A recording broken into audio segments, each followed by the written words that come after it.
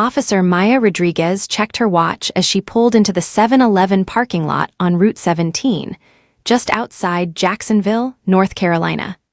2:13 in the morning. 4 more hours until her shift ended, 4 more hours of patrolling empty roads and responding to drunken, disorderly calls. In the passenger seat, her K9 partner Duke shifted position, his alert brown eyes watching her expectantly. The Belgian Malinois had been with Maya for 3 years, trained in narcotics detection and apprehension. At 5 years old, Duke was in his prime, 75 pounds of muscle, intelligence, and unwavering loyalty. "Just a coffee run, buddy," Maya said, scratching behind his ears. "Then we'll finish the patrol." She'd been a cop for 6 years, a K9 officer for 3. At 32, she was one of the youngest officers on the Onslow County Sheriff's Department, and definitely the only female K9 handler. Some of the old-timers still questioned whether women should work with police dogs, but Maya had proven herself again and again. She and Duke had the highest arrest rate in the department, the best training scores, and a reputation for being first on scene when things got dangerous. Tonight had been quiet, too quiet. Maya had learned to trust her instincts over 6 years of patrol work, and right now, her instincts were humming with unease. Something felt off about the night, though she couldn't articulate what. Duke felt it too. The dog's ears were perked forward, his body tense in a way that suggested he was picking up on something Maya's human senses couldn't detect. "You sense something, boy." Duke whined softly, not his alert bark, but the uncertain sound he made when something was wrong but he couldn't identify the threat. Maya's hand instinctively went to her service weapon as she scanned the parking lot. The 7-Eleven was the only business open this late on this stretch of highway, a common stop for truckers, late shift workers, and cops looking for coffee. 2 cars in the lot besides hers, an old Honda Civic and a newer pickup truck. Through the store windows, she could see the clerk behind the counter, a young guy, maybe early 20s, looking at his phone.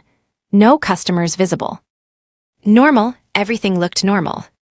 But Duke was still tense, and Maya had learned to trust her partner's instincts. "Okay," she said quietly. "Let's check it out, Duke, come." She opened the patrol car door and Duke jumped out, immediately moving to her left side, his trained position. They approached the store entrance, Maya's hand resting on her weapon, Duke's attention locked on the building. The electronic chime rang as Maya pushed open the door. The clerk looked up, smiled with the automatic friendliness of someone working graveyard shift at a convenience store. "Evening, officer. Coffee's fresh. Just made it 20 minutes ago." "Thanks." Maya moved toward the coffee station, her eyes sweeping the store. 3 aisles of snacks and supplies, coolers along the back wall, a door marked employees only behind the counter. All standard, all normal. Duke was still tense beside her. Maya filled a large coffee cup, keeping her peripheral vision on the mirrors positioned around the store to deter shoplifting. In one mirror, she caught a flicker of movement, the employee door behind the counter opening slightly, then closing. Her instincts sharpened. That door should be locked at night, store policy for security. "Hey," she called to the clerk casually, "how many employees working tonight?" "Just me." The young man's smile wavered slightly. "Why?" "Thought I saw someone in the back." "Nah, it's just..." His eyes darted to the employee door, then back to Maya. Fear flashed across his face, gone so quickly she might have imagined it. "Just the cooler motor. Makes weird sounds sometimes." Maya's cop sense was screaming now. The clerk was lying, and badly. His body language was all wrong, too stiff, too careful, sweat beading on his forehead despite the store's air conditioning. She set down her coffee cup and moved toward the counter, her hand back on her weapon. "Sir, I need you to step away from the register." "What? Why?" "Just do it now." The employee door burst open, and a man lunged out, tall, wiry, wearing a ski mask and brandishing a revolver. He grabbed the clerk, yanking him backward, the gun pressed against the young man's temple. "Don't move," the gunman screamed. "Don't fucking move or I blow his head off." Maya's weapon was out instantly, aimed at the gunman's center mass. Duke was at her side, body coiled, waiting for her command. "Drop the weapon, police, drop it now." "Back off," the gunman's voice was high and manic, the hand holding the gun shaking badly. "I'll kill him, I swear to God I'll kill him."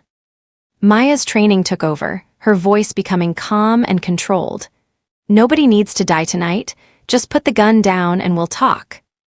"There's nothing to talk about, just back away from the door and let me leave."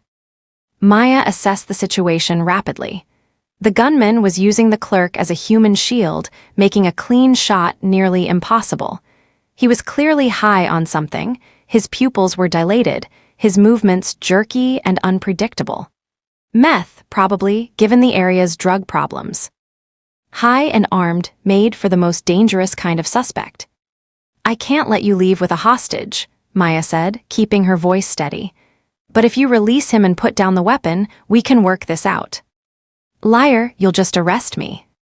"You'll definitely get arrested if you hurt that kid. But if you let him go, if you cooperate, that goes in your favor. I promise you that." The gunman's eyes were wild, darting between Maya, Duke, and the door. His finger was on the trigger, and Maya could see it tightening. This was about to go bad. "Duke, watch him," she commanded, and the dog's growl deepened, his attention locked on the gunman. "Call off your dog." "Can't do that, but he won't attack unless I tell him to. Just stay calm." The parking lot lights swept across the store windows as another vehicle pulled in. The gunman's attention jerked toward the entrance, and in that split second of distraction, everything went to hell. The clerk, terrified and desperate, tried to break free. The gunman yanked him back violently, the gun swinging away from the clerk's head. Maya saw her opening and took it, her finger tightening on the trigger, ready to fire. But the gunman was faster than she expected. He shoved the clerk away, and the gun swung toward Maya, his finger squeezing the trigger. Time seemed to slow down. Maya saw the barrel aimed at her chest, saw the gunman's finger completing its pull, knew with absolute certainty that she was about to be shot. Duke was barking, lunging forward to protect her, but he was too far away, too slow. The bullet was already coming. Then the store's entrance door exploded inward, with such force that it tore off its hinges. A man moved through the opening like controlled violence. 6'2", powerfully built, wearing civilian clothes but moving with military precision. His hand came up, and Maya heard 3 shots in rapid succession, so fast they almost sounded like one continuous sound. The gunman's weapon flew from his hand as the first bullet struck his wrist. The second hit his shoulder, spinning him backward. The third, a warning shot, embedded itself in the wall 3 inches from his head. The entire engagement lasted maybe 2 seconds. The gunman collapsed, screaming, clutching his wounded arm. The clerk scrambled away, diving behind the counter. And Maya stood frozen, her weapon still raised, trying to process what had just happened. The man who'd shot the gunman moved forward with the same controlled precision, kicking the revolver away and securing the suspect with zip ties he'd produced from somewhere. Only then did he look at Maya, and she saw his eyes, calm, alert, assessing. Military eyes. She'd seen enough of them around Camp Lejeune to recognize them instantly. "You okay, officer?" His voice was steady, professional. Yes, who are you?" "Lieutenant Commander Jake Morrison, SEAL Team 8. This is Thor." He gestured behind him, and Maya saw a Belgian Malinois, larger than Duke, wearing a tactical harness with patches indicating Naval Special Warfare Command. The dog moved to Morrison's side, perfectly controlled, and Duke immediately moved to meet him. The 2 dogs sniffed each other briefly, and some unspoken communication seemed to pass between them. Morrison checked the suspect. The wounded man was conscious, cursing in pain but not critically injured. "Call an ambulance and backup. I'm going to clear the back room, there might be others." "Wait, you can't just..." But Morrison was already moving, Thor at his side. both of them disappearing through the employee door with the fluid coordination of partners who'd worked together a long time. Maya's hands were shaking as she keyed her radio. "Dispatch, this is Unit 12. I need backup and medical at the 7-Eleven on Route 17. Officer involved shooting, one suspect down, situation under control." The dispatcher's voice crackled back, urgent and concerned. "Unit 12, are you injured?" "Negative, but the suspect needs medical attention. And Maya paused, trying to figure out how to explain what had just happened. "I'm going to need a supervisor on scene. It's complicated." Morrison emerged from the back room, Thor still at his side. "Clear. No one else in the building. Found about 2 kilos of meth in the back, along with packaging materials. This wasn't just a robbery, he was using the store as a distribution point." Why did you? Maya couldn't formulate a coherent question. The adrenaline was wearing off, leaving her shaky and confused. Morrison's expression softened slightly. "I stopped for coffee, saw you go in, Your K9 alerting, figured something was wrong. Waited in the parking lot to see if you needed backup. When I saw the gun come out, I moved." He shrugged like it was the most natural thing in the world. "That's the job." "You saved my life." "Your dog would have saved you. He was already moving to intercept." Maya looked at Duke, who was now sitting calmly beside her, tail wagging. The dog looked proud of himself, like he'd known everything would turn out fine. "But I would have been shot first," Maya said quietly. Morrison didn't contradict her because they both knew it was true. She'd been half a second from dying, and this stranger, this SEAL she'd never met, had appeared out of nowhere and changed everything. Sirens wailed in the distance, growing closer. Morrison moved toward the exit. "I should clear out. Let you handle this with your department." "Wait." Maya's voice was sharper than she intended. "You can't just leave. There's going to be an investigation, witness statements, use of force review." "I'm aware. I'll make myself available for statements." Morrison pulled out a card and handed it to her. "My contact info, have your supervisor call me." "Why did you just have zip ties ready to go?" The question came out before Maya could stop it, and Morrison's expression shifted to something that might have been amusement. "Military habit, never know when you'll need to secure someone." He glanced at Thor, then at Duke. "Your K9 is well-trained. Good instincts. How long have you two been partners?" 3 years. "It shows. He was ready to take a bullet for you without hesitation. That's the sign of a good partnership." Morrison paused as the first patrol car pulled into the lot, lights flashing. "Take care of yourself, officer, and trust your dog's instincts. He knew something was wrong before you did." Then he was gone, disappearing into the parking lot with Thor, climbing into a dark pickup truck, and driving away before backup arrived. Maya stood in the 7-Eleven, surrounded by an attempted robbery scene, with an injured suspect, a traumatized clerk, and a story that was going to be very difficult to explain. Duke leaned against her leg, offering comfort, and Maya reached down to scratch his ears. "Good boy, you did good, Duke." The dog's tail wagged harder, and Maya felt tears prick her eyes. She'd come so close to dying, so close to leaving her family, her partner, her life, all because of a random stop for coffee.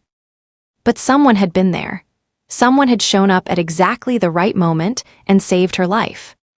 A stranger with military training and a K9 partner who seemed to understand Duke better than most humans understood other humans. Lieutenant Commander Jake Morrison. Maya looked at his card, simple, just a name, rank, and phone number. No unit designation, no base address, nothing that would help her track him down. The first backup officer, her sergeant, Tom Brennan, rushed through the broken door, weapon drawn, face pale with concern. "Maya, are you hurt?" "I'm fine, Sarge, but we've got a lot to talk about." As she started explaining what had happened, as the scene filled with more officers and then paramedics, as the suspect was loaded into an ambulance, and the clerk gave his shaking statement, Maya kept thinking about those 2 seconds when everything changed. The door exploding inward. The precise shots that disarmed without killing. The calm competence of a man who'd clearly faced much worse situations and walked away. And the certainty in her gut that she'd just met someone who was going to change her life in ways she couldn't yet understand. 3 days after the shooting, Maya sat in a conference room at the sheriff's department, facing an internal affairs investigator and her captain. She'd already given her statement twice, but they wanted to go through it again, particularly the parts involving Morrison. "So you're telling me," the IA investigator, a stern woman named Captain Reeves, said slowly, "that a Navy SEAL just happened to be at the same convenience store at 2 in the morning, just happened to notice you were in trouble, and just happened to have tactical training sufficient to perform a precision shooting that disarmed a suspect without killing him?" "Yes, ma'am, that's exactly what happened." "And you'd never met this Commander Morrison before?" "Never, didn't know he existed until he came through that door." Captain Reeves exchanged glances with Maya's captain, Steve Chen, a 20-year veteran who'd always supported Maya's work with Duke. Chen leaned forward. "Maya, I'm not questioning your account, but you have to understand how this looks. A civilian, even a military civilian, engaging in a shooting during an active law enforcement situation opens up all kinds of liability issues. We need to understand his motivation, his authority, everything. His motivation was stopping me from being shot in the chest." Maya said flatly, "I'd say that's pretty clear." "But why was he even there? Camp Lejeune is 20 miles from that location. What was a SEAL Team 8 commander doing on Route 17 at 2 in the morning?" "Getting coffee," he said. "In the middle of nowhere." "It's not the middle of nowhere. It's a main route between the base and Jacksonville. Plenty of military personnel use that road." Maya felt her frustration rising. "Why does this feel like I'm being interrogated for surviving an armed confrontation?" Chen's expression softened. "You're not, but we need to do our due diligence. The suspect, his name is Daniel Watts, by the way, his lawyer is already screaming about excessive force, unlawful detention, civil rights violations. The fact that a civilian shot him complicates things. Morrison's not a civilian, he's active-duty military. Which means he has no law enforcement authority in North Carolina. Technically, what he did could be considered assault with a deadly weapon, even if his intentions were good." Maya felt her temper flare. "Are you kidding me right now? He saved my life. He stopped a meth dealer who was about to execute a cop. And you're worried about jurisdiction." "Maya," Captain Reeves held up a hand. "Nobody's saying he did anything wrong. But we need to cross every T and dot every I. The county attorney wants a full report, and we need Morrison's official statement." "Have you contacted him?" "We've tried. Called the number on his card, goes straight to voicemail. Reached out to the public affairs office at Camp Lejeune, they're looking into it. Contacted SEAL Team 8 directly, they confirm he's assigned there but say he's currently unavailable." Unavailable? Could mean anything. Could be deployed, could be on training, could be that the Navy's circling the wagons until they understand the situation. Chen's expression was sympathetic. The military doesn't like their people being involved in civilian law enforcement situations, creates political complications. Maya thought about Morrison's calm competence, the way he'd moved through that situation like it was just another Tuesday. He knew what he was doing. He's done this before, the shooting, the tactical stuff. That wasn't luck. Probably not. SEALs train for every contingency. Chen pulled out a file. "I did some checking on Morrison. He's been in the teams for 15 years. Multiple deployments to Afghanistan, Iraq, Syria. Decorated Bronze Star, Silver Star, Purple Heart. His K-9 partner Thor has been with him for 6 years. They're considered one of the best SEAL K-9 teams in the command. So he's the real deal." "Very much so, which makes his presence in that convenience store at exactly the right moment even more interesting." Captain Reeves tapped her pen against the table. "Officer Rodriguez, I want you to think carefully about this. Is there any possibility, any at all, That you knew Commander Morrison would be there? That this was planned in some way? Maya stared at her. You think I arranged for a SEAL to show up and shoot a suspect? I'm asking if there's any connection between you and Morrison that we should know about. No, none. I'd never heard his name before that night. Maya's voice was ice. And the fact that you're even asking that question tells me this interview is over. Unless you have actual evidence of wrongdoing, I'm done talking. She stood up, Duke rising immediately from his position by the door. Chen stood too, gesturing for Maya to wait. Sit down, Rodriguez. Nobody's accusing you of anything. It sure feels like it. We're trying to protect you, Chen said quietly. And protect the department. If there's even a whiff of impropriety, if it looks like you had some arrangement with Morrison, it could destroy both your careers. So we need to be absolutely certain that everything happened exactly as you described. Maya sat back down slowly, her jaw tight. I was getting coffee. Duke alerted to something wrong. I went into the store and the situation went south. Morrison intervened. That's it. That's the whole story. No conspiracy, no arrangement, just dumb luck that someone capable was in the right place at the right time. Okay, Captain Reeves made notes. We believe you, but we still need Morrison's statement, and we need to understand why he was there. Until we have those answers, you're on administrative leave with pay, standard protocol for officer-involved shootings. I didn't shoot anyone. But you were involved in a shooting incident. Same policy applies. Chen's tone was sympathetic but firm. Go home, Maya. Spend time with Duke, decompress, let us handle the investigation. You'll be back on duty in a week or two once everything's sorted out. Maya wanted to argue, but she was too tired. 3 days of adrenaline crash, nightmares about guns pointed at her chest, and now this bureaucratic nightmare. Fine, but when Morrison surfaces, I want to thank him. He deserves that much. Agreed. We'll pass along your contact info when we reach him. Maya left the conference room with Duke at her heel, feeling the eyes of her fellow officers on her as she walked through the station. Some looked sympathetic, others looked curious. A few looked skeptical, like they didn't quite believe her story. She'd been a cop long enough to know how this worked. Suspicion was easier than trust, cynicism safer than faith. And a story about a mysterious SEAL appearing at the perfect moment to save her life sounded too much like something from a movie to be taken at face value. But it was true, every word of it. Duke pressed against her leg as they walked to her car, a personal vehicle, since she was on leave and couldn't take the patrol car home. The dog seemed to sense her frustration, offering comfort the way he always did.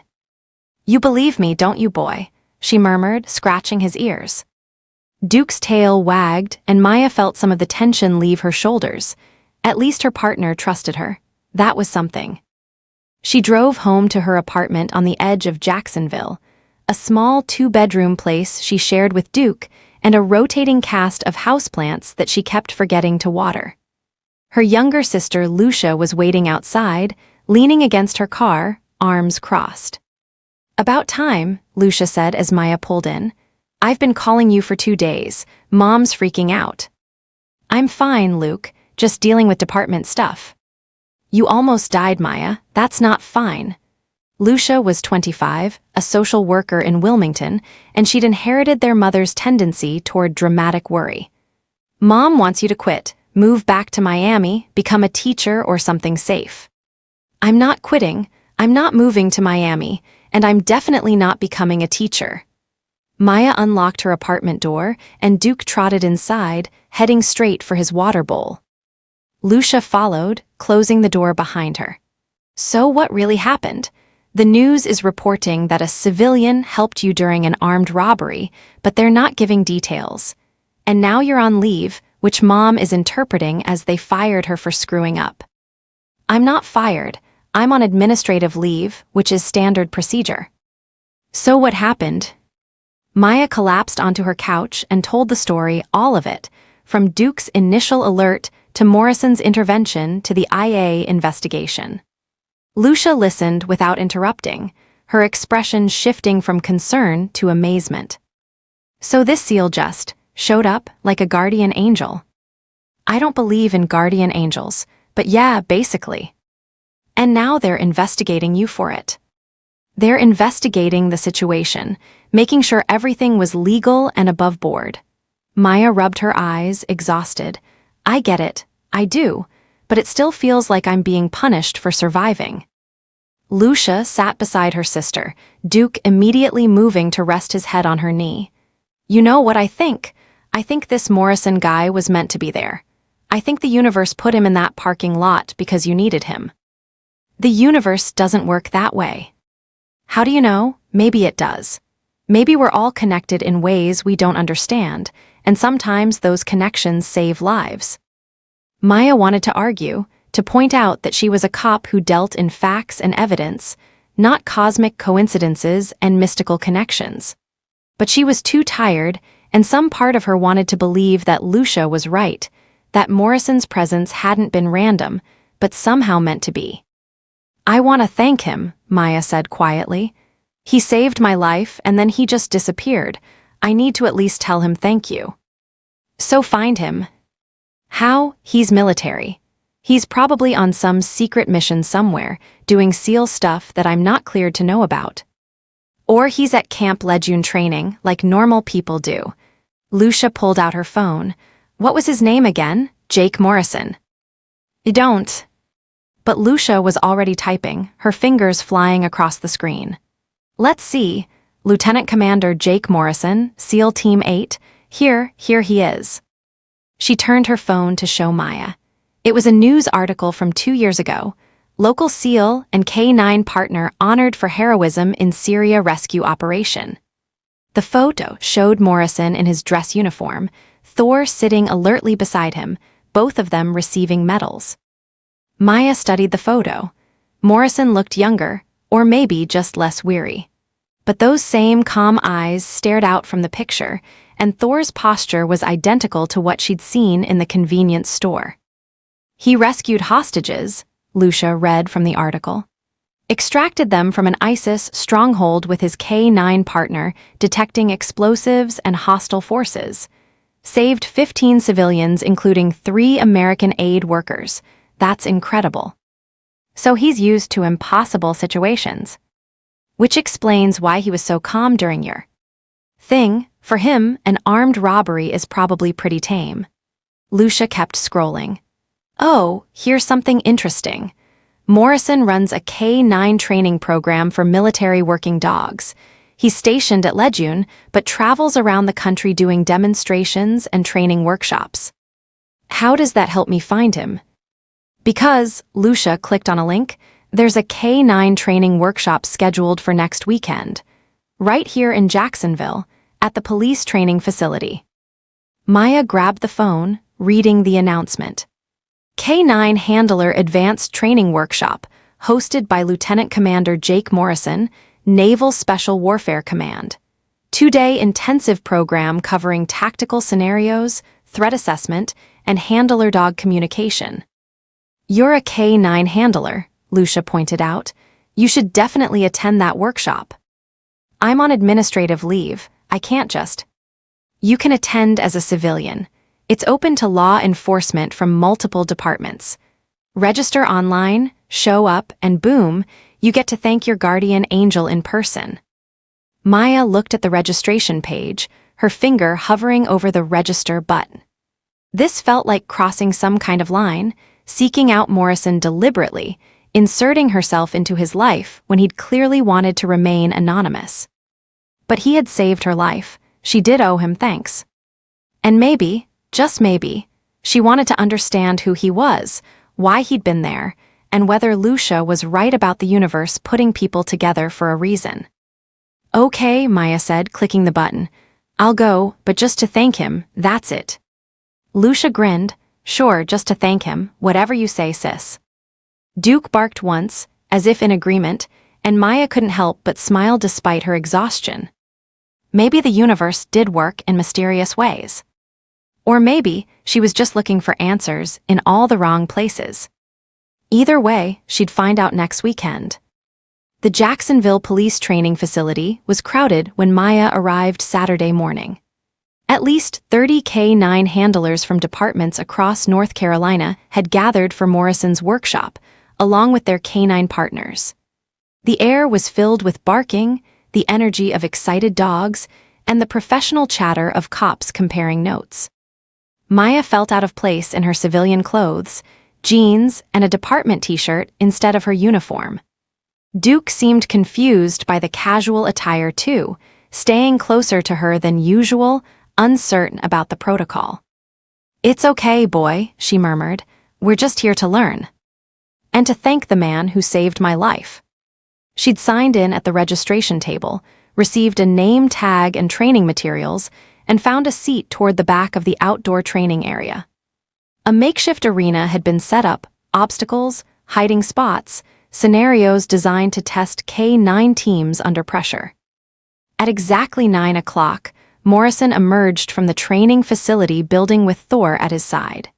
He wore tactical pants and a black t-shirt with the SEAL Trident logo, and even in civilian training mode, he carried himself with unmistakable authority. The assembled handlers quieted immediately.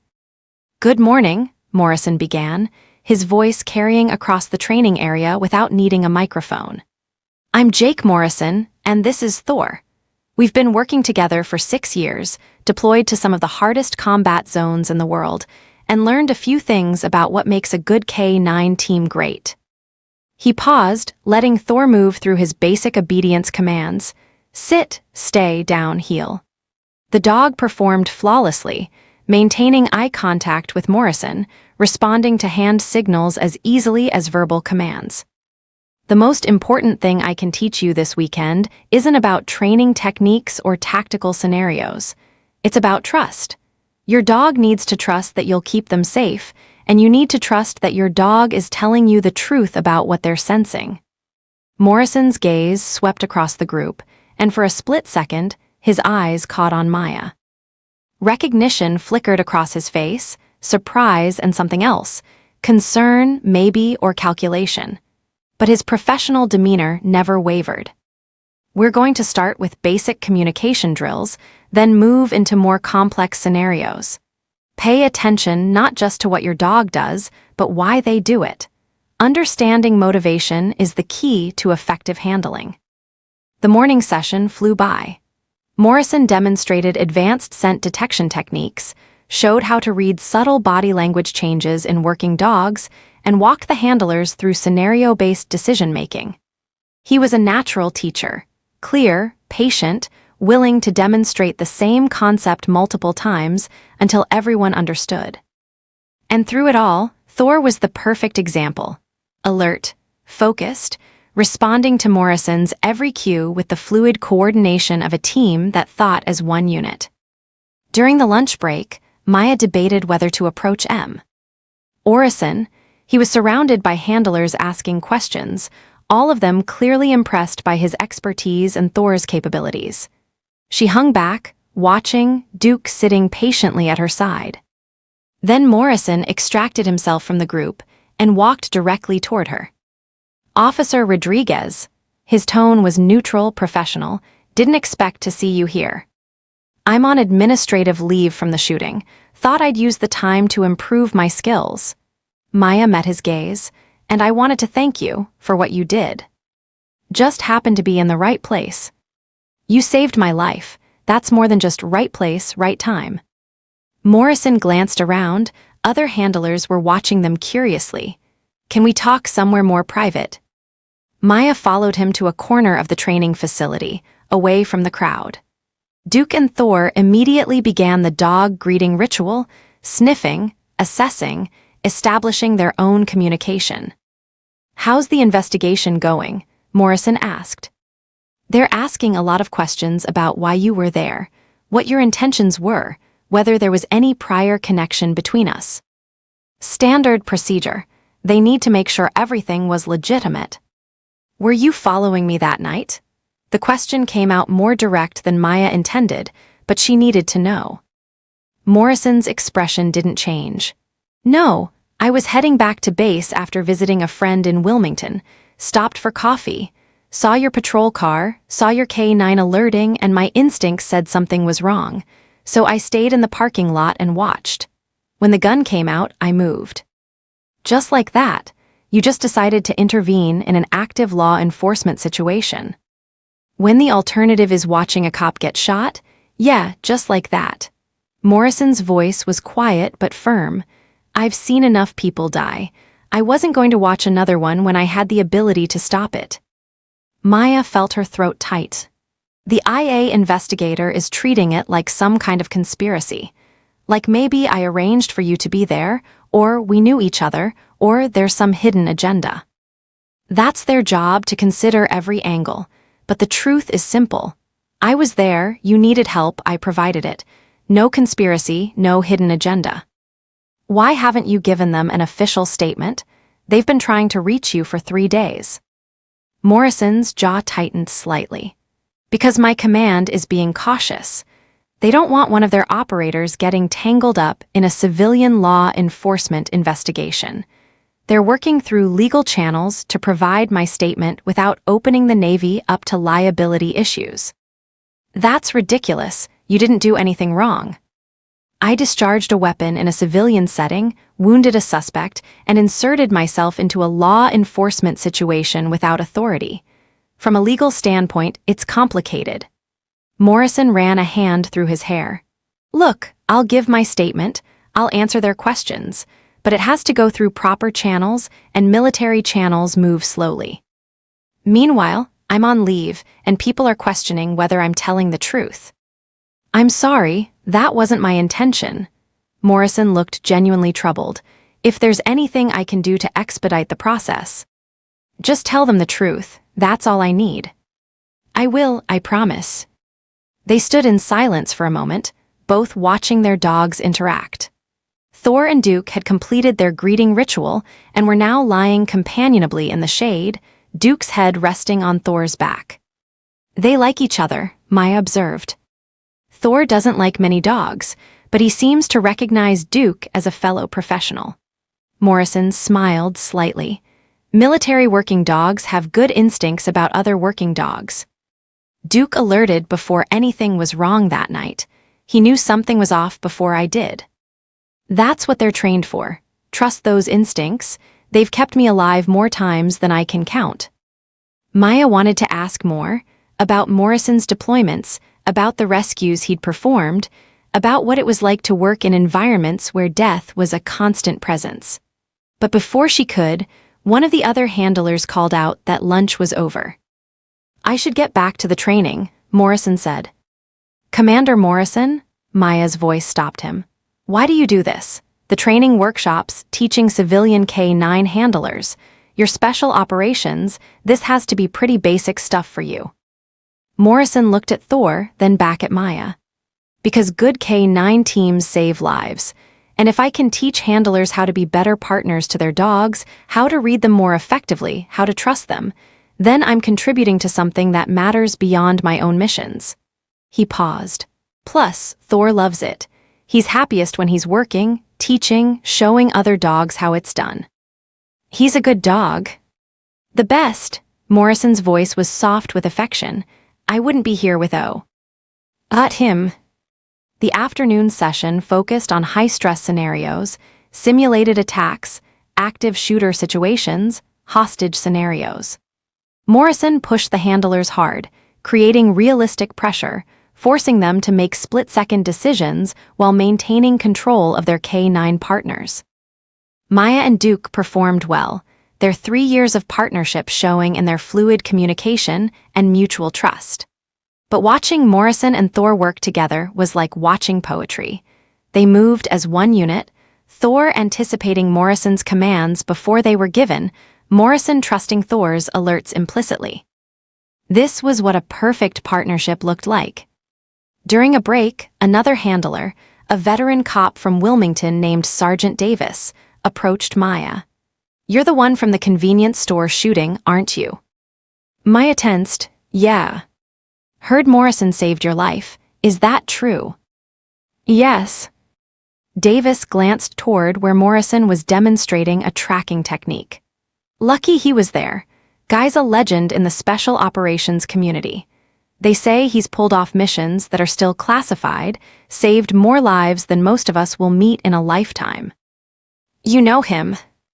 Know of him? I was Army, did some joint operations with SEAL teams back in Iraq. Morrison's reputation preceded him even then. Best tactical operator anyone had ever seen, and that's saying something in the SEAL community. Davis lowered his voice. There are stories about him, things he did that shouldn't have been possible, rescues that should have ended with everyone dead, but somehow Morrison got them out. Like what? Like that Syria hostage rescue that got him the Silver Star. Officially, he extracted 15 hostages from an ISIS compound. Unofficially, there were 30 hostile fighters, landmines, and a sandstorm that made air support impossible. Morrison went in with just Thor and 2 other operators, fought their way through an entire compound, found the hostages in a basement booby-trapped with explosives, and extracted everyone without a single friendly casualty. Maya felt a chill run down her spine. How is that possible?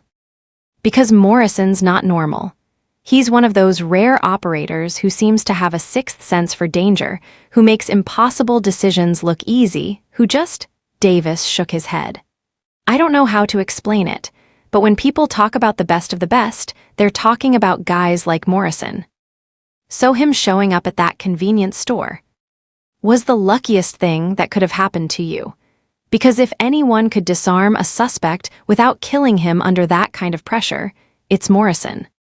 The training continued through the afternoon, culminating in a final scenario where handlers had to navigate a simulated building clearing while maintaining control of their K9s under stress. Maya and Duke performed well, but she was distracted, her mind replaying Davis's words. Morrison was more than just a good SEAL. He was exceptional. And he'd used those exceptional skills to save her life when he could have easily driven past, could have let local law enforcement handle it, could have decided it wasn't his problem. Why? As the workshop ended and handlers began loading their dogs into vehicles, Maya approached Morrison one more time. He was packing up training equipment, Thor lying contentedly nearby. Commander Morrison. He looked up. Call me Jake, we're off duty. Jake, I need to know something. You said you stopped because you saw Duke alerting, because your instincts said something was wrong. But you didn't have to go inside. You didn't have to intervene. You could have called 911 and stayed in your truck. Why did you put yourself at risk? Morrison was quiet for a long moment, his hands pausing in their work. You ever heard the story about the starfish?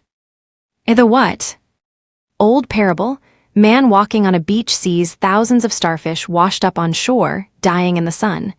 He starts throwing them back into the ocean, one at a time. Someone tells him it's pointless, there are too many starfish, he can't possibly make a difference. And the man picks up another starfish, throws it back into the water and says, made a difference to that one. Maya felt tears prick her eyes. So I'm a starfish. We all are. Every person who needs help, every life that hangs in the balance, they're all starfish. And yeah, I can't save everyone, but I can save the ones in front of me. So when I see someone who needs help, when I have the skills and opportunity to make a difference, I do it. Because that's what we're here for. Jake's voice was quiet but intense. Not glory, not recognition, just the simple act of helping someone who needs help. Maya's voice broke, that's beautiful. That's purpose. Jake smiled slightly. You asked why I do these workshops. Same reason.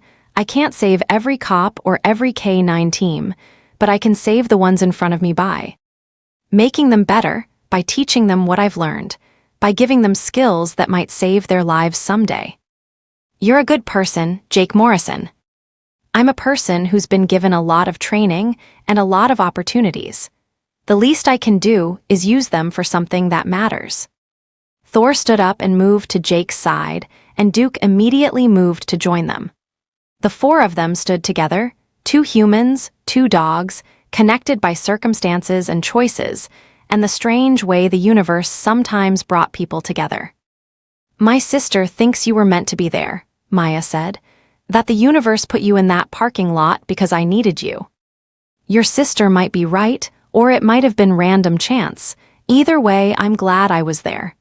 Jake extended his hand.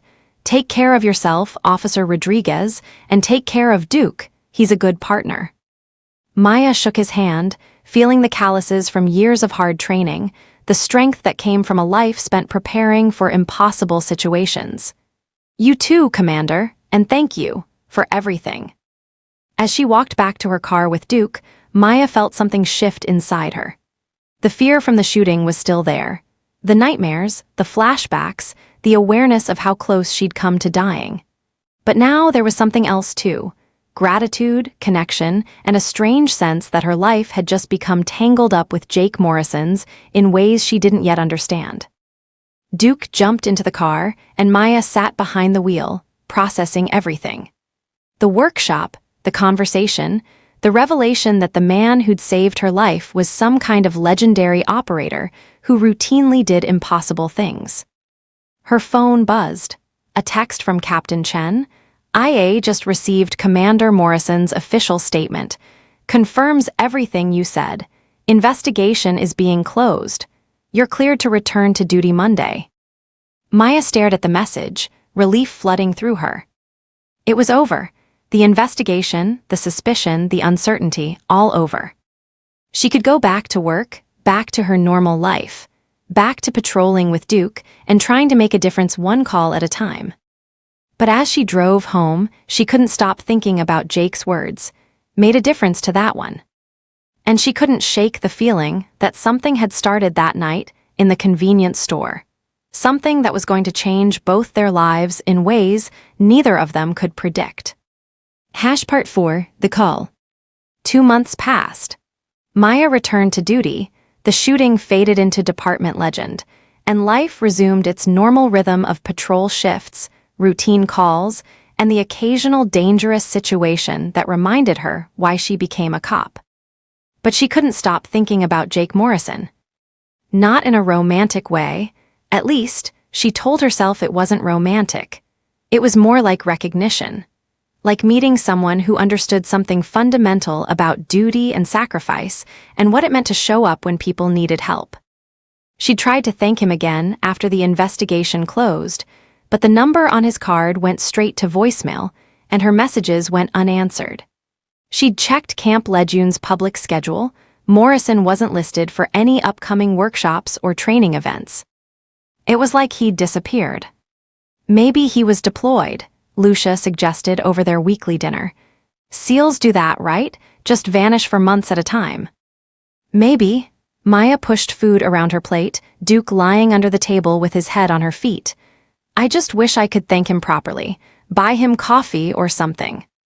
Or something, Lucia's smirk was knowing. You like him. I don't even know him. You know he saved your life. You know he's brave and skilled and cares about helping people. You know he has a good dog who likes your dog. That's more than most people know on a first date. It wasn't a date. It was a near-death experience followed by a professional training workshop. Potato. Maya threw a napkin at her sister, but she was smiling despite herself. The truth was, she did like Jake Morrison. Like the way he'd moved through that crisis with calm competence. Like the way he talked about purpose and making a difference. Like the obvious love he had for Thor and the respect he showed for other K-9 teams. But he was military, probably deployed somewhere dangerous, living a life that made her cop job look mundane by comparison. What would someone like that want with a small-town deputy and her drug detection dog? The answer was obvious, nothing. So Maya threw herself into work, into training Duke, into proving that she was still the same cop she'd been before the shooting. Her arrest rates stayed high, her performance reviews were excellent, and her reputation as a solid, dependable officer remained intact.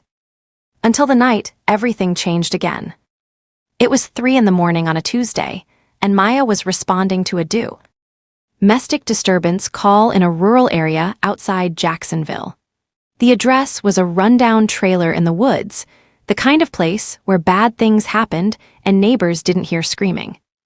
Dispatch had gotten a 911 call from a woman claiming her boyfriend was going crazy and had guns everywhere. Then the line had gone dead. Maya called for backup, but the nearest unit was 20 minutes away. Protocol said to wait, to not approach until backup arrived.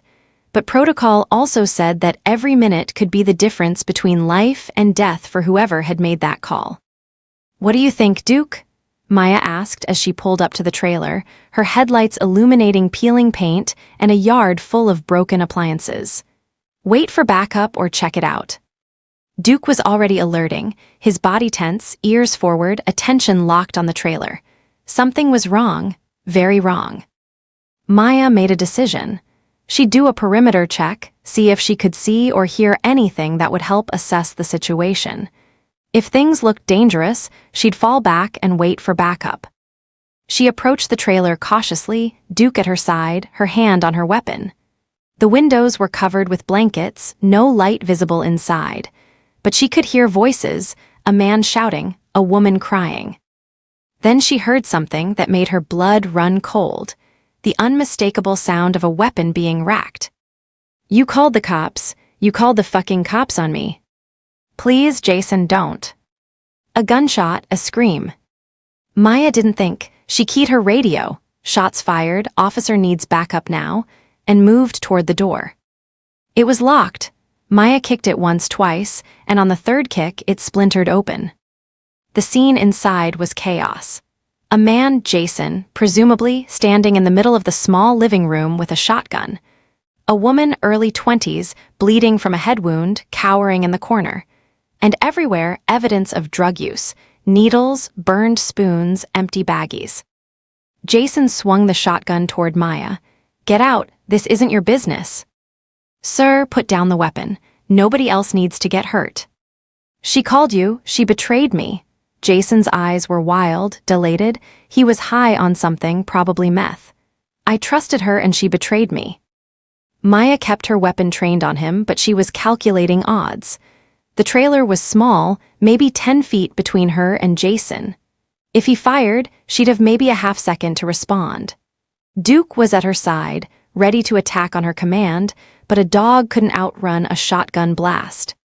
"Jason, your girlfriend needs medical attention. Let me help her, and we can work this out."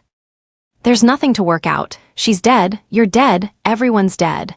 Jason's finger moved to the trigger. Maya saw it happening in slow motion, the finger tightening, the barrel swinging toward her, the certainty that she was about to die for the second time in 2 months. Then the trailer's back window exploded inward. A figure came through in a shower of glass, moving fast, controlled, wearing dark tactical gear. He hit Jason from the side, driving him away from the shotgun, taking him to the ground with brutal efficiency. The shotgun fired, the blast deafening in the small space, but the shot went wide, embedding itself in the ceiling. Jake Morrison, because of course it was Jake Morrison, secured Jason with the same quick movements Maya had seen in the convenience store. Zip ties, weapon secured, threat neutralized. Thor came through the broken window after his handler, immediately positioning himself between the injured woman and the suspect. The whole thing had taken maybe 5 seconds. Maya stood frozen, her weapon still raised, her mind trying to process what had just happened. Jake looked up at her, his expression somewhere between concerned and resigned. "You okay, Officer Rodriguez?" "What, how, why are you?" Maya couldn't form a complete sentence. "Backup's 2 minutes out. We need to secure the scene and get that woman medical attention." Jake was already moving, checking the woman's wounds, applying pressure to stop the bleeding. "Maya, I need you to focus. Clear the rest of the trailer, make sure there are no other threats." The use of her first name snapped Maya back to professional mode. She moved through the trailer quickly with Duke, checking the bedroom, the bathroom, the kitchen. Clear. No other suspects, no other victims. By the time she returned to the living room, sirens were wailing outside. Backup arrived, 3 patrol cars and an ambulance, and the scene erupted into controlled chaos. Paramedics worked on the woman. Deputies secured Jason. And Jake Morrison, once again, tried to fade into the background. But this time, Maya wasn't letting him disappear. "We need to talk," she said, catching his arm as he moved toward the broken window. "Now." Jake looked at Thor, then at Maya, then sighed. "Yeah, we do." They stepped outside while the scene was processed. Mauve. Ing far enough from the trailer to have privacy, but close enough to remain available if needed. Duke and Thor immediately began their greeting ritual, like old friends reuniting. "You were following me," Maya said. "It wasn't a question." "Yes." "Why?" Jake was quiet for a long moment, his expression troubled. "Because after the convenience store, I did some checking. Looked into your arrest record, your patrol patterns, the types of calls you respond to, and I saw a pattern." "What patterns?" "You take risks. You go into situations alone that you should wait for backup on. You prioritize civilian safety over your own safety. You're brave, but you're also—" Jake paused, choosing his words carefully. "You're going to get yourself killed if you keep this up." Maya felt anger flare. "So you've been stalking me, following me on patrol? That's crazy. That's making sure the person I saved doesn't throw their life away on another call." Jake's voice was firm. "I didn't save you at the convenience store just so you could die a month later responding to a domestic. So yeah, I've been keeping an eye on you, making sure you're okay. I don't need a guardian angel. You need someone watching your back, because you clearly don't prioritize your own survival." That's rich coming from a SEAL who routinely does impossible missions in hostile territory. "That's different. I'm trained for that. I have a team. I don't go in alone." Jake's expression softened slightly. "Maya, you're a good cop, but you're going to be a dead cop if you keep responding to high-risk situations without backup." "I called for backup. They were 20 minutes out. That woman would have been dead if I'd waited." "She almost died anyway, because Jason could have shot you both." "But he didn't because you were there, again." Maya felt tears of frustration prick her eyes. "How long have you been following me? How many patrol shifts have you watched?" "Since I got back from my last deployment 3 weeks ago. And before you ask, yes, it's probably crossing some lines. Yes, it's probably inappropriate. But I couldn't," Jake's voice caught. "I couldn't stop thinking about you going into dangerous situations alone, about what would happen if next time I wasn't there to help." Maya stared at him. "You barely know me." "I know you're brave. I know you care about people. I know you put yourself in harm's way without hesitation because you believe it's your duty." Jake met her eyes. "And I know that those qualities are going to get you killed unless someone helps you understand that surviving matters too." "So what? You're going to follow me around forever? Be my personal security detail?" "No, but I can teach you. Show you how to assess risks better, how to approach high-danger situations with more tactical awareness. Help you understand that being brave doesn't mean being reckless." "Why do you even care?" "Because," Jake stopped, seeming to struggle with something. "Because I've lost too many good people. Teammates, friends, people I cared about who died because they were brave but not smart. And I'm not going to watch another good person throw their life away if I can prevent it." Maya felt her anger deflate, replaced by something more complicated. "You can't save everyone, Jake." "No, but I can save the ones in front of me." He smiled slightly, echoing his own words from months ago. "And right now, that's you."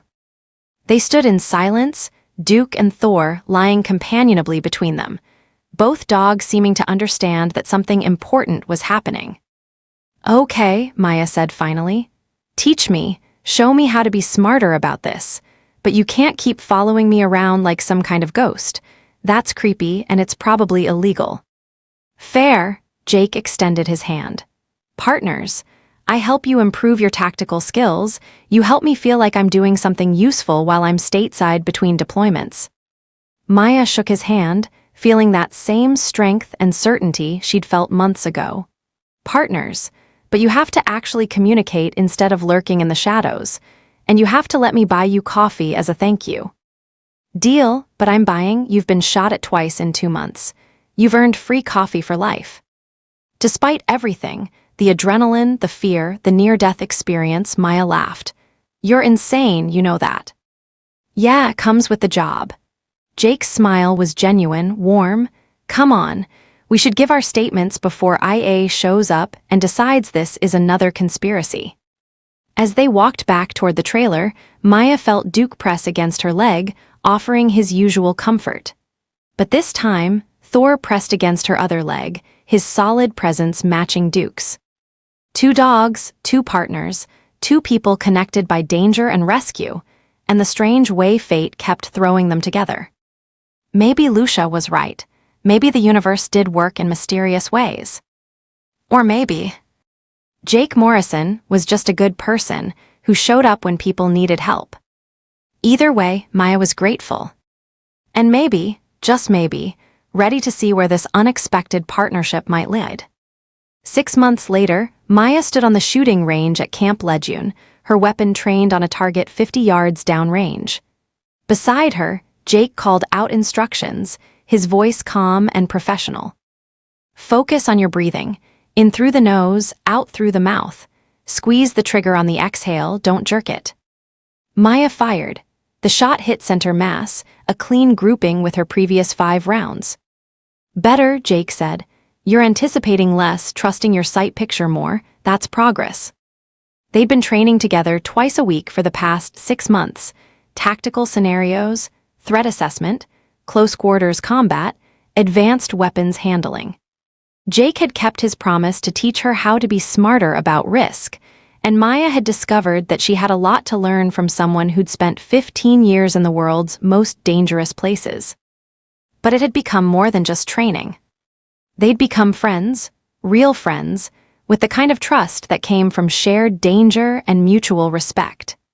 They grabbed coffee after training sessions, swapped stories about their K-9 partners, and slowly peeled back the layers of professional distance to reveal the people underneath. Maya learned that Jake was divorced, that he had a 10-year-old son he rarely got to see because of his deployment schedule, that he struggled with guilt over choosing his career over his family. She learned that he'd almost quit the teams after a mission in Afghanistan, where 3 of his teammates died. That Thor had been the only thing keeping him sane during his darkest periods. And Jake learned about Maya's family, her parents who'd immigrated from El Salvador, her father who died when she was 12, her mother who worked 3 jobs to put Maya and Lucia through college. He learned about her struggles as a female cop in a male-dominated field, about her determination to prove she belonged, about her fear that being vulnerable meant being weak. They understood each other in ways that people outside their professions couldn't. The weight of duty, the burden of responsibility, the knowledge that every decision could be the difference between life and death, these were things they carried together. Duke and Thor had become inseparable too. The dogs trained together, played together, and seemed to have formed their own bond independent of their handlers. Watching them interact was like watching a master craftsman teach an apprentice, Thor showing Duke advanced techniques, Duke learning with enthusiasm and intelligence. They're planning something, Jake said one day, watching the dogs play. I swear Thor's teaching Duke how to pick locks. Maya laughed. That would explain how Duke keeps getting into the treat container. Life had settled into a new normal, work, training, time with Jake and Thor, and a sense that Maya was becoming the officer she'd always wanted to be. Skilled, confident, and smart about risk. But she was also becoming something else, attached. She'd tried to deny it, told herself they were just friends, just training partners, just 2 people who understood each other. But somewhere along the way, friendship had deepened into something more complicated. She cared about Jake, worried when he was deployed, looked forward to their training sessions with an eagerness that had nothing to do with tactical skills, caught herself thinking about him at random moments, wondering what he was doing, whether he was safe. And the way he looked at her sometimes, like she was something precious, something worth protecting, made her heart race in ways that had nothing to do with adrenaline. But Jake had never made a move, never crossed the line from friendship to something more. And Maya didn't know if that was because he wasn't interested, or because he was being professional, or because he was protecting both of them from complications neither was ready to handle. Until the night everything changed. It was a Friday evening, and they'd just finished a particularly brutal training session. Maya was exhausted, sweating, her muscles screaming from the physical demands Jake had put her through. "You're getting better," Jake said, handing her a water bottle. "Last month, you wouldn't have been able to complete that course. Last month, you weren't trying to kill me." "I'm never trying to kill you. I'm trying to prepare you for situations that might kill you. There's a difference." They walked back to the parking lot, Duke and Thor trotting alongside, both dogs tired but happy. The sun was setting, painting the sky in shades of orange and pink. "Hey," Jake said suddenly, "I need to tell you something." Maya's stomach dropped, those words never led anywhere good. "What?" "I'm deploying again, week after next. Syria probably 4 months, maybe longer." "Oh," Maya tried to keep her voice neutral, but she felt like she'd been punched in the chest. "That's okay, you're military, you deploy, I knew that." "Yeah, but I wanted you to know, wanted to make sure you understood why I'll be out of contact." Jake stopped walking, turning to face her. "And I wanted to say, these past 6 months, training with you, getting to know you, it's been really good. You've made being stateside bearable. You've made me a better cop, so we're even." "Maya," Jake's voice was gentle. "I'm not good at this, at talking about feelings or being vulnerable, but I need you to know that you matter to me, not just as someone I train with, but as a person I care about. A lot." Maya's heart was hammering. "Jake, let me finish. I don't know what happens when I get back from this deployment. I don't know if you'll still want to train with me, or if this, whatever this is between us, will have faded. But I needed to tell you before I leave that knowing you has made a difference in my life. You've reminded me that there are good people doing good work, that not everything is combat and chaos, that," his voice caught, "that maybe I'm not just a weapon to be deployed but a person who can have connections that matter." Maya felt tears sliding down her face. "You're not a weapon, you're a good man who does hard things because someone has to, and these past 6 months they've been the best months I've had in years. Because of you." They stood in the parking lot, the sunset painting them in golden light, Duke and Thor watching with the patient understanding of dogs who sense their humans needed a moment. "Can I?" Jake started, then stopped. "Would it be okay if I—" Maya didn't let him finish. She closed the distance between them and kissed him. It was gentle and fierce at the same time, months of tension and unspoken feelings finally finding expression. Jake's arms came around her, pulling her close, and Maya felt like she'd finally found something she'd been searching for without knowing she was looking. When they finally pulled apart, Jake was smiling. Really smiling, not the professional half-smile he usually wore. "I was going to ask if I could write you while I'm deployed," he said, "but that works too. You can write me, and call when you can, and come back safe." Maya's voice was fierce. "You have to come back safe, Jake Morrison, because I'm not done training with you and I'm definitely not done." She gestured between them, unable to find words for what this was. Dating, being together, figuring out if two people with dangerous jobs can actually build something that lasts. Jake's smile was gentle. "Yeah, I'm not done with that either." They kissed again, softer this time, savoring the moment before reality intruded. Duke barked, once, sharply, and Thor answered, both dogs seeming to approve of this development. "Even the dogs are on board," Maya said through tears and laughter. "Thor's an excellent judge of character. If he approves of you, that's all the validation I need." Jake held her close, his chin resting on her head. "I'll come back, I promise, and when I do, we'll figure this out, the deployment schedule, the logistics, all of it, if you want to." "I want to." Maya pulled back to look at him. "I'm terrified because I know how dangerous your job is, and I know that every deployment could be the last one, but I also know that what we have is worth fighting for. So yeah, I want to figure it out." "Good," Jake kissed her forehead. "Because I haven't felt this way about anyone in a long time, and I'm not walking away from it just because it's complicated."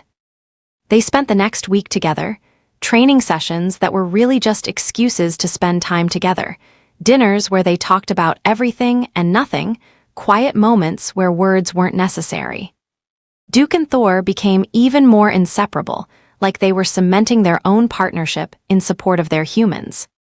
And through it all, Maya tried not to think about the fact that Jake was leaving, that he'd be in danger, that she might get a phone call one day telling her he wasn't coming back. The night before his deployment, Jake came to Maya's apartment. They sat on her couch with Duke and Thor sprawled at their feet, and Jake pulled out a box. "I wanted to give you something before I leave." Inside was a tactical watch, military-grade, waterproof, with GPS tracking. "It's paired with Thor's collar," Jake explained. "If anything happens to me, if I don't make it back, Thor's going to need someone, and I can't think of anyone I'd trust more than you to take care of him." Maya felt her throat close up. "Don't talk like that." "I have to. It's realistic planning, and Thor deserves to know he'll be taken care of." Jake's voice was steady, but his eyes were bright. "But it's more than that. This watch, it's telling you that I'm coming back, that I'm fighting to come back, because now I have a reason beyond the mission, beyond duty. I have you." Maya kissed him, tasting salt from both their tears. "You better come back, Morrison, because I'm not done with you yet." "Yes, ma'am." 4 months. Jake said it would be 4 months, maybe longer. Maya threw herself into work, into training Duke, into keeping busy so she wouldn't obsess over every news report from Syria, every mention of special operations forces in hostile territory. Jake called when he could, brief conversations over satellite phones, his voice tired but alive. He sent emails describing the landscape, the people they were helping, Thor's latest antics. He never talked about the danger, never mentioned the close calls, but Maya could read between the lines. She wrote back long emails about her patrol shifts, about Duke's latest arrest, about the little things she wanted to share with him. She sent photos of Duke, of sunsets, of the coffee shop where they'd spent hours talking. She told him about the hole his absence left, about how she'd gotten used to having him around, about how much she missed him. 3 months in, Maya responded to a call that turned into a hostage situation. A domestic abuser had barricaded himself in a house with his ex-girlfriend, threatening to kill her if police approached. Maya was first on scene, and as she waited for the tactical team, she found herself thinking about Jake's training.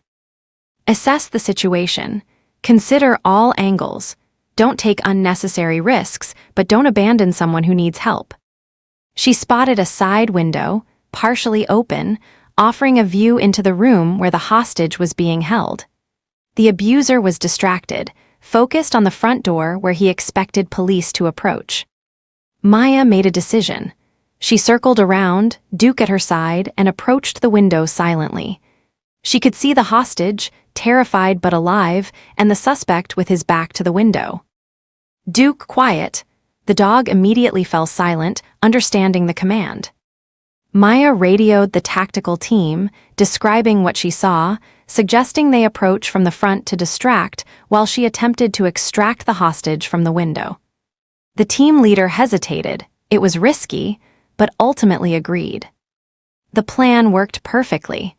While the abuser was focused on the front door, Maya helped the hostage climb out the window. Duke provided cover, ready to alert if the situation changed. They got the woman to safety seconds before the tactical team breached the front door. No shots fired, no casualties, a clean rescue. Later, the tactical team leader approached Maya. "That was good thinking, Rodriguez. Smart use of the situation. Where'd you learn that approach?" "From a friend who knows a lot about rescue operations." That night, Maya sent Jake an email describing the call, thanking him for the training that had helped her save a life without putting herself unnecessarily at risk. His response came 3 days later. "Proud of you. That's exactly what I hoped you'd learn, how to be brave and smart. You're becoming the operator you were meant to be. Can't wait to train with you again. 2 more weeks until I'm home. Miss you. Jay." 2 more weeks. Maya counted down the days like a child before Christmas. And then, the night before Jake was supposed to return, Maya's phone rang. Unknown number. Her hands shook as she answered, "Hello. Officer Rodriguez, this is Commander Sarah Price, Naval Special Warfare Command. I'm calling about Lieutenant Commander Morrison." Maya's world stopped. Is he? He's alive, but he's injured. The team was ambushed during an extraction operation. Morrison took shrapnel, saving a team member. He's stable, being airlifted to Landstuhl Medical Center in Germany. He wanted me to call you to let you know he's okay. How bad? Bad enough that he'll be in hospital for a while, but he's alive, conscious, and demanding to talk to you. A pause. He also said to tell you that Thor is fine and that you should come to Germany if you can. He'd like to see you. Maya was already moving, grabbing her laptop, looking up flights. I'll be there. Tell him I'll be there as soon as I can. 24 hours later, Maya walked into a military hospital in Germany.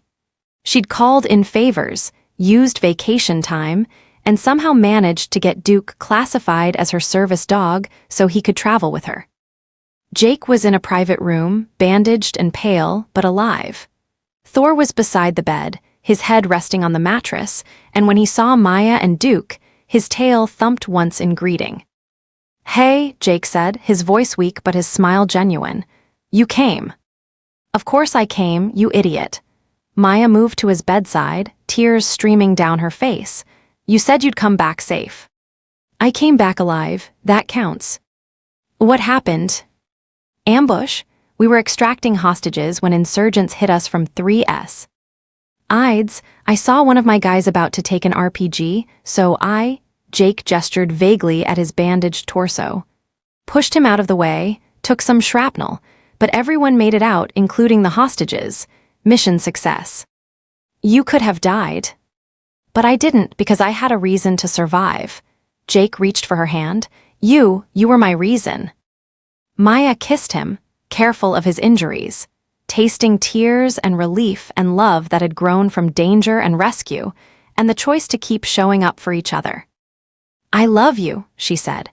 "I know it's too soon and we barely know each other and this is probably crazy, but I love you, Jake Morrison. And if you ever scare me like this again, I will kill you myself." Jake laughed, then winced at the pain. "I love you too. Have since that first training session when you yelled at me for pushing you too hard. You're brave and stubborn and perfect." "I'm not perfect." "You're perfect for me, which is all that matters." Duke and Thor were lying side by side at the foot of Jake's bed, both dogs' tails wagging slowly. They'd brought their humans together, had sensed before the humans did that this partnership was meant to be. Over the next 2 weeks, Maya stayed in Germany while Jake recovered. They talked about the future, about what would happen when Jake returned to duty, about whether Maya could handle the deployments, about how two people with dangerous jobs could build a life together. "It won't be easy," Jake said. "The deployments, the danger, the time apart. A lot of military relationships don't survive it." "Then we'll be one of the ones that does." Maya's voice was firm. "Because we both understand duty and sacrifice, because we trust each other, and because our dogs like each other, and that has to count for something." Jake smiled. Thor's an excellent judge of character. So is Duke. 3 months later, after Jake had fully recovered and returned to active duty, he proposed. It was simple. No ring, no grand gesture, just the two of them on a beach with Duke and Thor running in the surf. "Marry me," Jake said. "Build a life with me. Be my partner in everything, not just training. I know it's going to be hard, and I know I'm going to deploy and you're going to worry. But I also know that what we have is worth fighting for. So marry me, Maya Rodriguez, please." "Yes," Maya said without hesitation. "Yes, I'll marry you. And yes, it's going to be hard. But yes, it's worth it. Because you saved my life that night in the convenience store, and I've been falling in love with you ever since." They married 6 months later, a small ceremony on base, with Duke and Thor as ring bearers and both their departments represented. It was unconventional and perfect, just like their relationship. And when Jake deployed again 4 months after the wedding, Maya stood at the airport with Duke, watching him and Thor board the plane, her heart breaking and whole at the same time. Because this was love in the real world, not movie romance or fairy tale endings, but two people choosing each other despite the complications, despite the danger, despite the uncertainty. Choosing to show up, to trust, to believe that the partnership forged in crisis could sustain them through everything that came next. 2 years later, Maya stood in a hospital delivery room, holding her newborn daughter, with Duke lying patiently at her feet. Jake was deployed, somewhere classified, doing something dangerous, but he'd be home in 2 weeks to meet his daughter. She'd sent him a photo, baby girl with Jake's blue eyes and Maya's dark hair, with Duke's nose pressed gently against her tiny hand. His response came 8 hours later. "She's perfect, you're perfect. Coming home to you both as soon as I can. Thor sends his love. Tell Duke he's an uncle now. Love you, Jay." Maya looked at her daughter, at Duke watching over them both, at the future stretching ahead, full of danger and hope and love that had started with a random stop at a convenience store. Sometimes the universe brought people together for a reason. Sometimes showing up changed everything. And sometimes, just sometimes, the person who saved your life became the person you built a life with. "Your daddy's a hero," Maya whispered to her daughter. "And so is your Uncle Duke and Uncle Thor, and someday you'll understand what that means. But for now, just know that you're loved. So loved." Duke's tail thumped against the hospital floor, and Maya smiled through her tears. This was her family, unconventional, complicated, perfect. And she wouldn't change a single thing.